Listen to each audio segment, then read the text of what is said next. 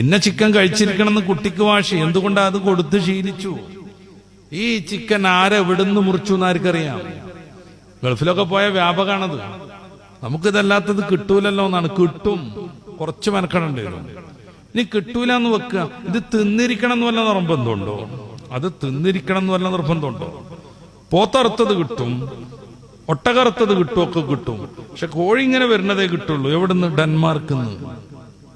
പിന്നെന്താ ന്യായം? അത് ഹലാൽ എന്ന് എഴുതി വെച്ചിട്ടുണ്ട്.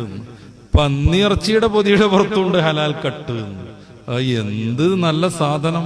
ഹലാലായ പന്നിയിറച്ചി, ഹലാലായ പന്നിയിറച്ചി.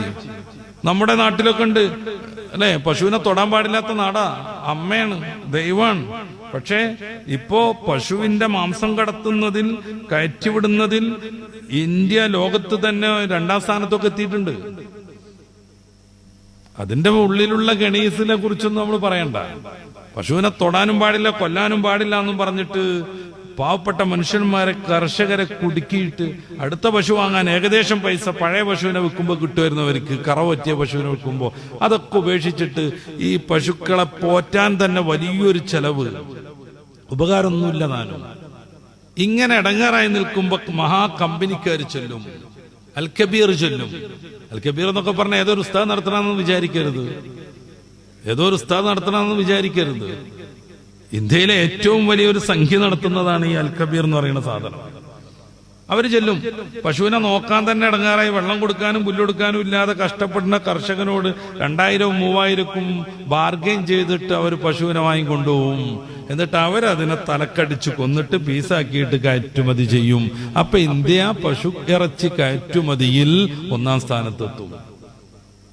കുറെ പുസ്തകങ്ങളുണ്ട് പശുമാംസമായിട്ട് ബന്ധപ്പെട്ട്. സ്വാമി വിശ്വഭദ്രാനന്ദ ശക്തിബോധിയുടെ ഒരു പുസ്തകമൊക്കെ ഉണ്ട്, വേണമെങ്കിൽ വായിക്കാം. എരുമദേശീയത എന്ന് പറഞ്ഞിട്ട് ഉസ്മാനിയ യൂണിവേഴ്സിറ്റിയിലെ പ്രൊഫസറായിരുന്ന കഞ്ചായലയ്യയുടെ പുസ്തകമുണ്ട്, വേണമെങ്കിൽ വായിക്കാം.